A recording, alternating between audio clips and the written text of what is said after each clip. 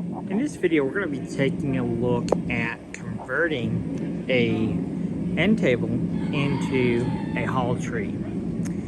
And I picked this up at the Salvation Army the other day. The end table was $15 with tax and all.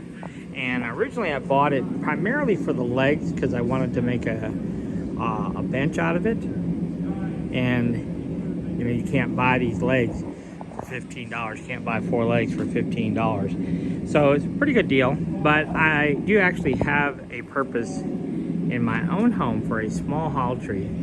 And I thought I'd go ahead and build it. I've never built one out of an end table before. Never really saw it done either, but I just had this idea that I think will make for a cute hall tree. Okay, so this table is roughly 22 by 22, and it is 20 inches tall, which is perfect for a bench. Benches are usually typically 18 to 20 inches is fine. Okay, so what we're going to do, as you can kind of see, we've already started, is I've just gone ahead and tacked one fence picket on the back side here, and we want to square that off to the table. And what we're looking for is down here, we need to be able to attach the base of this. You can see there's a small gap there, about 1/2 inch, that we're going to have to account for. And then we'll run a screw in from the back side into our leg here to hold the bottom. And of course we can screw right along here like I've already done. I tacked one screw in there across the back that way. And we could put a decorative corner piece here if we needed to, or wanted to, I should say. It's not necessary.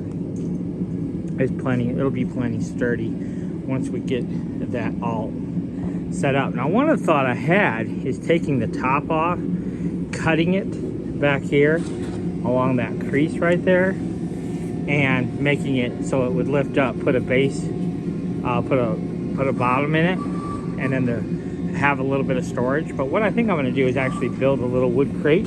I'll just slide right underneath it and use that for the storage right there.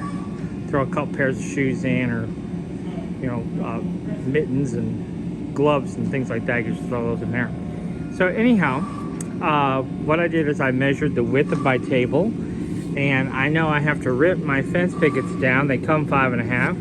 I have to rip them down to about 5 3/8, and it's going to take 4 fence pickets going across there. So that will be my first task, will be to go ahead and cut my fence pickets at the 5 3/8. Now, when I do that, I create an issue, because I'm going to take a little bit off this fence picket, and they're dog ears, and I am going to leave the dog ears on. So when I take a little bit off, this dog ear will be different than that one. So I'll rip the 4 fence pickets down to the 5 3/8 and fix the dog ear so it matches.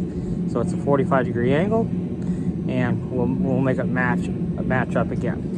Okay, so that will be our first order of business.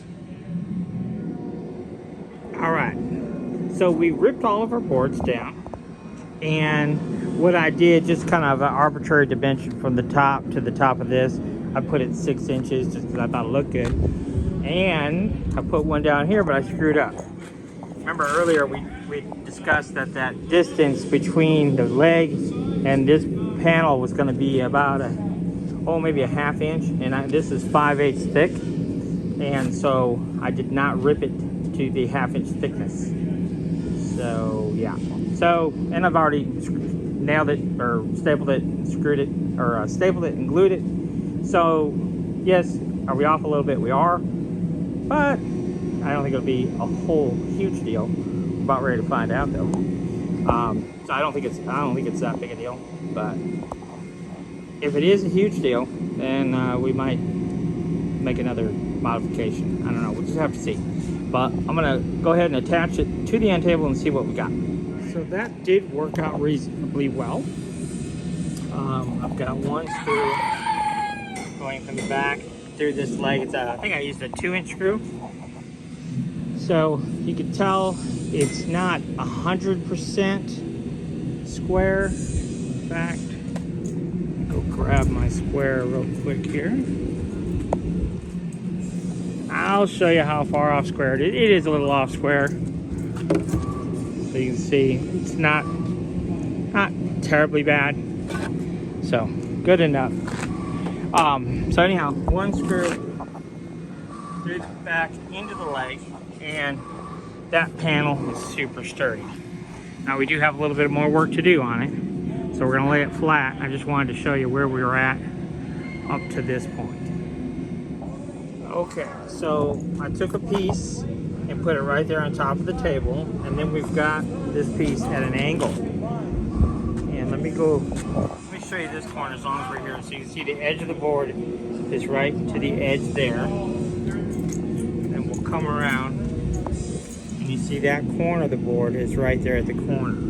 So what we're gonna do is we're gonna just eyeball a line right there and connect those two and figure out what that angle actually is.